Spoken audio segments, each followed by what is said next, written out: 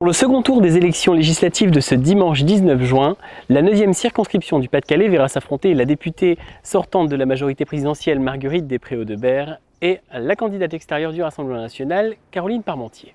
Saint-Venant 2.0 a reçu les deux candidates au second tour pour un entretien exclusif. Rendez-vous avec Marguerite Després-Audebert.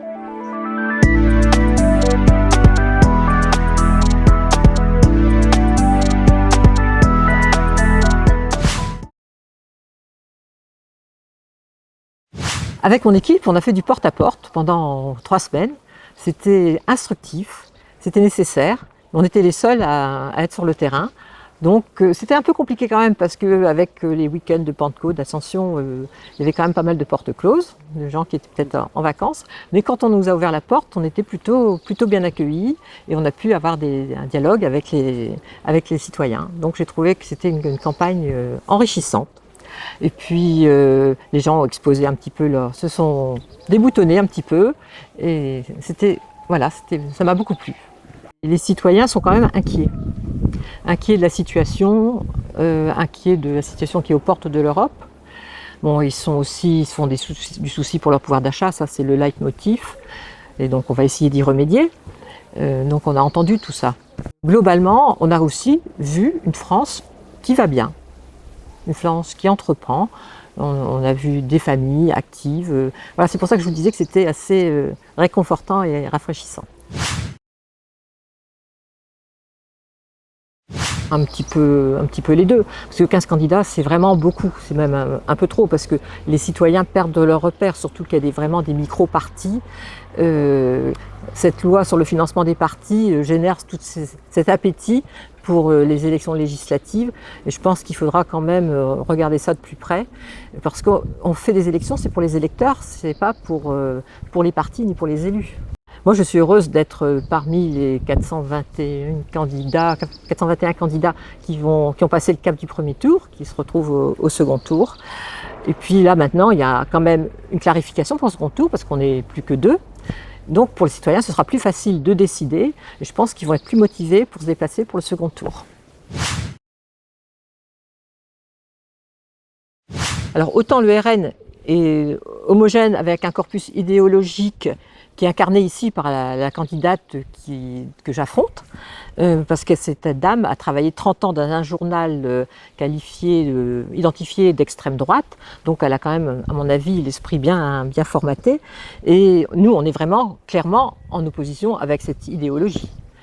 Autant NUP, c'est beaucoup plus hétérogène, il y a pas mal de sensibilités, il y a des socialistes avec lesquels, moi en plus qui suis des Modem, je peux tout à fait discuter, m'entendre, voilà, c'est tout à fait facile.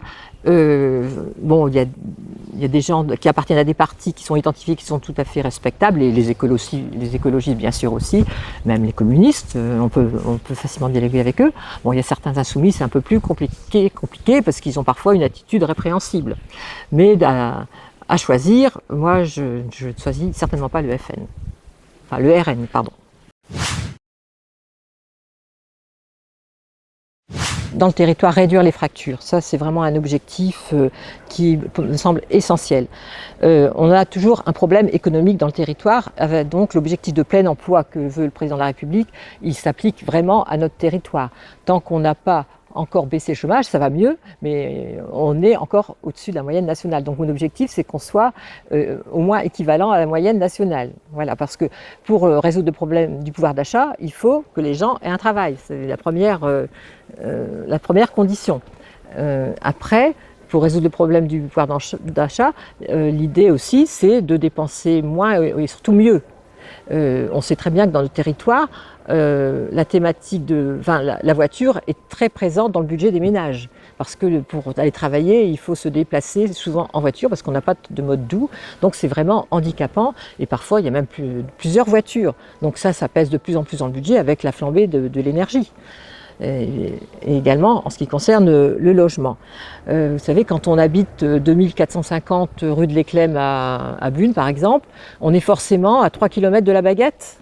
Et donc le coût du déplacement pour aller chercher la baguette, il est plus cher que le coût de la baguette.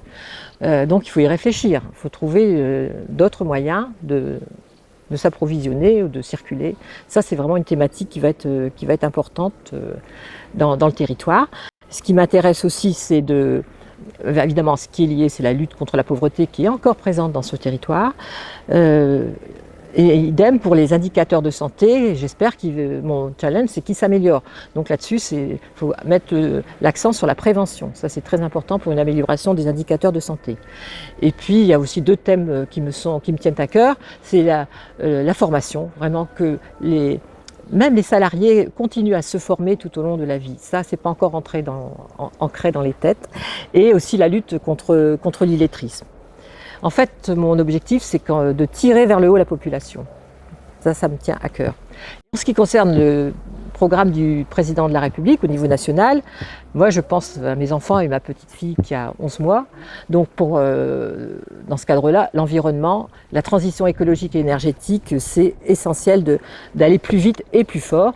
Nous avons 2 ministres qui ont un portefeuille dédié à cette thématique-là, Agnès Pannier-Runacher et Amélie de Montchalin, et je leur fais confiance pour mettre le turbo.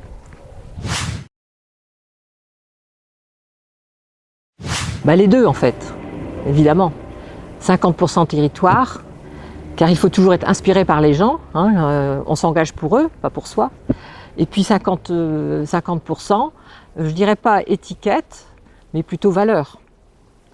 Et surtout intérêt général. Moi, c'est ma ligne de conduite et je n'y déroge pas. Un député Rassemblement national, ce serait un très mauvais signe pour notre circonscription et pour les projets économiques qui vont voir le jour dans le territoire. On n'a pas idée du nombre de projets qui sont en perspective, amorcés, et les investisseurs ont fait confiance au territoire et donc il ne faut pas les décevoir.